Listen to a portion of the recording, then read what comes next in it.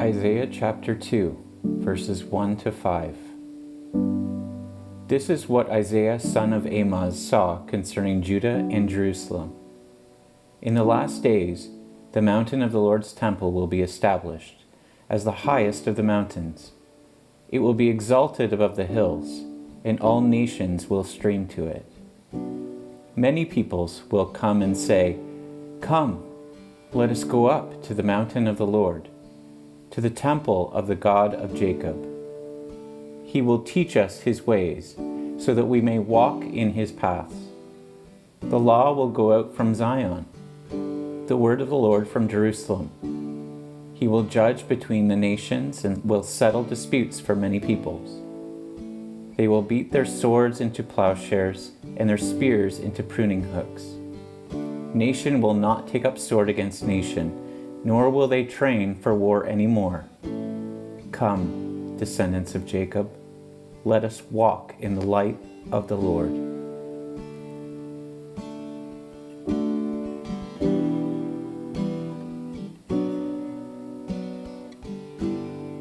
Luke 1, 5 to 17.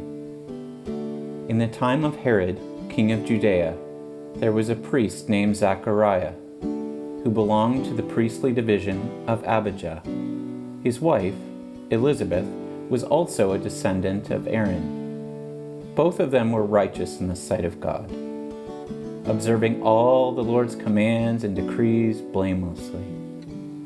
But they were childless because Elizabeth was not able to conceive, and they were both very old. Once, when Zachariah's division was on duty, and he was serving as priest before God, he was chosen by lot, according to the custom of the priesthood, to go into the temple of the Lord and burn incense. And when the time for the burning of incense came, all the assembled worshippers were praying outside. Then an angel of the Lord appeared to him, standing at the right side of the altar of incense. When Zacharias saw him, he was startled and gripped with fear. But the angel said to him, "Do not be afraid, Zachariah. Your prayer has been heard. Your wife Elizabeth will bear you a son, and you are to call him John. He will be a joy and delight to you, and many will rejoice because of his birth, for he will be great in the sight of the Lord. He is never to take wine or other fermented drink, and he will be filled with the Holy Spirit even before he is born. He will bring back many of the people of Israel to the Lord their God, and he will go on before the Lord in the spirit and power of Elijah, to turn the hearts of the parents to their children and the disobedient to the wisdom of the righteous, to make ready a people prepared for the Lord."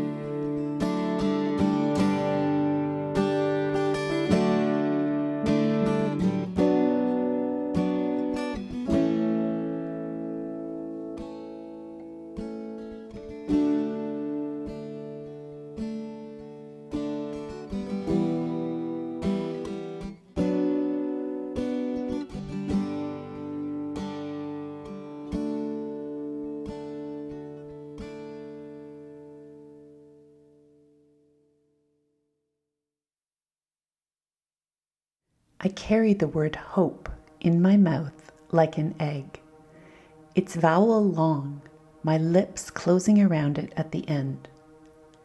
It is the sound of breath, a woman in the long, lonely hours of labor, a runner puffing clouds of steam into the cold night, a man on a ventilator. Say it with me, hope. Carry it into the darkness. Listen for it. Watch for it. Now faith is the assurance of things hoped for, the conviction of things not seen. And now, O Lord, for what do I wait? My hope is in you. What do we hope for? For what do we wait? We wait for a vaccine. We wait to hug those we love. We hope for life to return to normal. We name to you, Lord, our hopes, the ones that are hard to wait for. I said to my soul, be still and wait without hope, for hope would be hope for the wrong thing. Wait without love, for love would be love of the wrong thing. Yet there is faith, but the faith and the love and the hope are all in the waiting. Wait without thought, for you are not yet ready for thought. So the darkness shall be the light, and the stillness the dancing. Not lost, but requiring, pointing to the agony of birth and death. Out of the depths I have cried to you, O Lord. Lord, hear my voice. Let your ears be attentive to the voice of my supplications. If you, Lord, should mark iniquities, O Lord, who could stand? But there is forgiveness with you, that you may be feared. I wait for the Lord, my soul waits, and in his word I do hope. My soul waits for the Lord, more than those who wait for the morning. Yes, more than those who wait for the morning. O Israel, hope in the Lord, for with the Lord there is mercy, and with him is abundant redemption. And he shall redeem Israel from all his iniquities. Do not mistake hope for safety. Hope breaks us open. Hope is never naive to suffering, is synonymous not with optimism, but courage. Trembling with possibility, hope sidles up boldly to despair, nestles close, and puts down roots. These two, hope and despair, always stand side by side, each determined to outlast the other. If we choose hope, we must join the standoff, with hearts and hands wide open, fighting the urge to fade into despair. The people who walked in darkness have seen a great light. Those who dwelt in the land of the shadow of death, upon them a light has shined.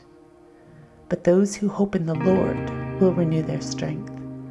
They will soar on wings like eagles. They will run and not grow weary. They will walk and not be faint. Rejoice in hope. Be patient in tribulation. Be constant in prayer. Hope.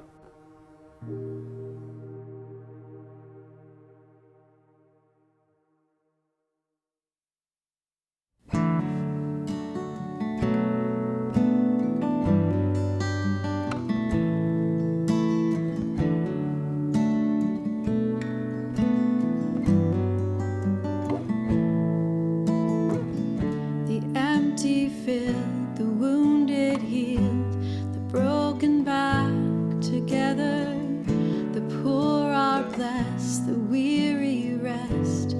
We will dance forever.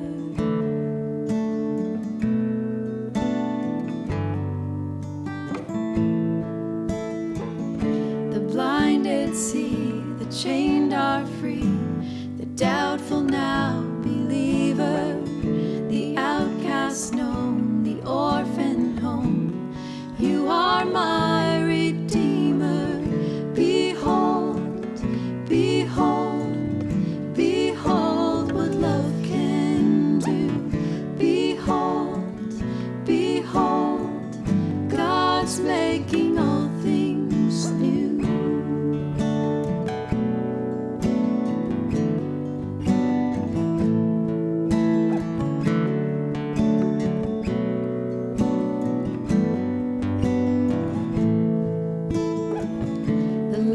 Return, the voiceless heard, the mourner now rejoicing. The mountains shake, the world awake, creation all composing. The sad untrue, the earth renewed, the song has found its singer. The darkness light, the dead alive, you are my Redeemer. Behold, behold, behold what love can do. Behold, behold, God's making all things new. Behold, behold, behold what love can do. Behold, behold.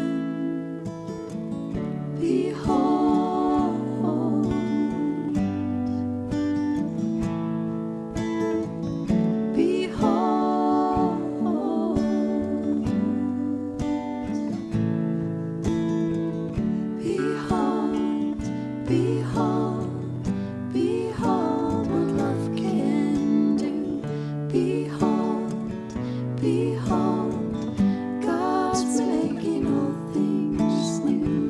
Behold, behold, behold what love can do. Behold, behold, God's making